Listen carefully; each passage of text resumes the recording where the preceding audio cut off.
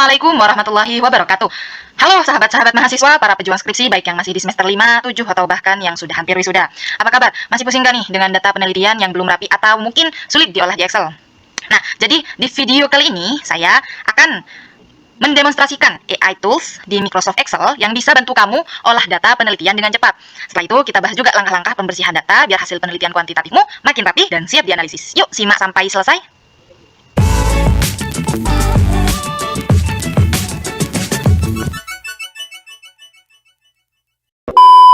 Oke, yang pertama-tama harus kita lakukan adalah menstandarisasi format jawaban di Excel. Jadi maksudnya itu kita seragamkan, menyeragamkan jawaban. Maksudnya di sini setuju. Di sini sebenarnya sudah seragam, tapi saya kasih contoh. Jika setuju itu tidak seragam, misalnya pakai huruf kecil semua, caranya adalah Ctrl H, nanti akan muncul find what sama replace with. Find what-nya kita tulis setuju yang huruf kecil semua, terus replace with-nya kita ketik setuju yang akan kita standarisasi, yang akan menjadi standar.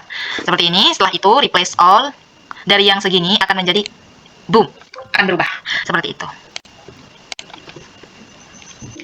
Oke, lanjut ke langkah yang kedua, yakni adalah mengubah atau mengkode jawaban. Maksudnya mengubah jawaban yang dari kualitatif atau berupa kata-kata ini menjadi kuantitatif berupa angka atau numerik. Caranya bagaimana? Kita mulai dari sangat setuju terlebih dahulu. Sangat setuju nilainya itu 5. Jadi caranya adalah Ctrl H,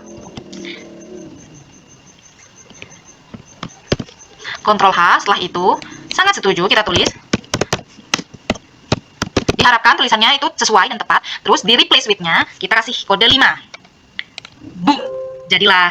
Terus kita akan berlanjut ke tidak setuju. Oke, mengapa kita lanjut ke tidak setuju? Karena di sini tidak ada jawaban yang menunjukkan sangat tidak setuju. Meskipun ada, mungkin kita coba yang sangat tidak setuju terlebih dahulu. Ctrl H, sangat tidak setuju itu nilainya 1. Replace all. Tuh, all done, we made it. Tidak ada yang berubah. Karena tidak ada yang berpendapat sangat tidak setuju, guys. Kita ubah yang tidak setuju, yakni nilainya 2. Ctrl H, sangat tidak setuju. Mengapa sangat tidak setuju terlebih dahulu? Karena kalau kita mengerjakan setuju lebih dahulu akan seperti ini nilainya. Ctrl H, kita lihat sangat tidak setujunya di sini ketika akan diubah menjadi poin. Setuju itu poin 4. Setuju itu poin 4. Replace all. Nah, kalau yang setuju dikerjakan terlebih dahulu, maka yang tidak setuju bentukannya akan seperti ini. Jadi disarankan untuk mengerjakan yang tidak setuju terlebih dahulu karena terdapat 2 variabel kata di situ. Seperti ini. Kita urungkan, kita mengerjakan yang tidak setuju terlebih dahulu. Ctrl H, tidak setuju dengan nilai 2. Tidak setuju dengan nilai 2. Boom. Ini hasilnya. Terus kita kerjakan yang setuju dengan nilai 4. Ini baru boleh dikerjakan. Place all. Oke. Terus kita ke ragu-ragu. Dimana nilai ragu-ragu di sini adalah 3. Ragu-ragu 3. Replace. Boom. Ketika sudah menjadi angka seperti ini, akan mudah untuk dianalisa datanya. Nah, untuk lebih efisien terhadap tabel dan lebih mempermudah juga kepada kita, mungkin pertanyaan pertama sampai terakhir kita kode dengan P. Ini P1, kedua P2, dan kita copy seperti ini. Terus jadi seperti ini. Untuk lebih efisien tabel lagi, kita bisa mempersempit tabelnya seperti ini contohnya. Nah, karena saya sudah menyiapkan tabel yang sudah dipersempit. Nah, ini adalah data yang sudah saya lebih simpelkan, tabel yang sudah saya tarik dan lebih disimpulkan dan lebih dirapatkan agar lebih mudah dianalisis nantinya. Karena langkah yang ketiga adalah kita mencari data kosong. Caranya ada berbagai banyak cara, namun di sini saya akan menggunakan 2 cara. Yang pertama adalah cara untuk mencari jumlah data kosongnya. Caranya bagaimana di sini? Yang pertama-tama dilakukan sama dengan kita count blank, terus kita blok, enter. Jadi jumlah data kosong adalah 2. Apakah benar? Dan di mana data kosong itu? Kita pakai cara yang kedua, yakni kita blok semua.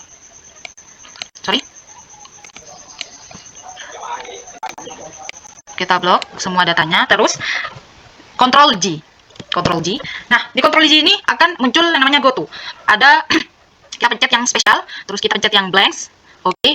Nah, di sini terdeteksi data yang kosong di sini seperti ini akan keluarnya. Jadi kita tahu bahwa data kosong di sini adalah ada di P3 yang nomor 13 dengan nama Abdul dan juga Istiana dengan P7 seperti itu. Nah, setelah kita tahu bahwa data kosong terdapat pada P7 atas nama Istiana dan P3 atas nama Abdul, kita selanjutnya adalah mengidentifikasi. Jadi jika data kosong itu kurang dari 5%, maka yang kosong ini diisi dengan rata-rata responden lain, dengan nilai rata-rata responden lainnya. Namun jika lebih dari 10%, maka hapus saja datanya. Ketika melihat di sini ada 10 dan yang kosong adalah 1. Kurang lebih 10%-nya. Maka kita hapus saja datanya. Ini kita hapus. Seperti ini. Ini juga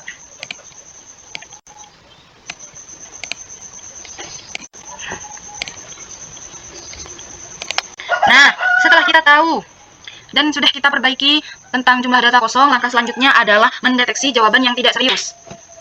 Caranya bagaimana? Jawaban tidak serius. Artinya, satu orang dalam semua pertanyaan itu menjawab sama semua. Setuju semua dari 1 sampai 10. Jadi cara mendeteksinya itu di sini sama dengan if max ini C2 dan L2. C2 L2 tutup kurung terus sama dengan lagi minimal min C2 L2 tutup kurung. Setelah itu kita beri tanda titik koma seperti ini dan tanda petik semua sama. Ini untuk kita agar tahu apakah Nur Aini ini menjawab semua sama jawabannya apa bervariasi. Semua sama.